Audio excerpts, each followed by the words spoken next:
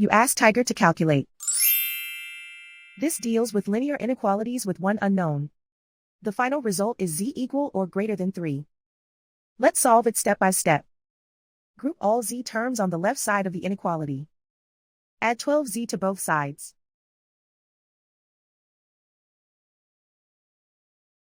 Group like terms.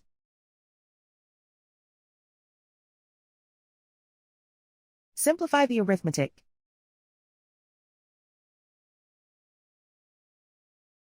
Group like terms.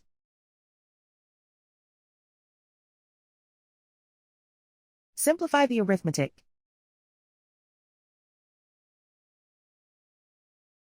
Group all constants on the right side of the inequality.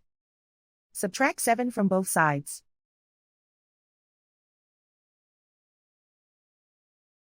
Simplify the arithmetic.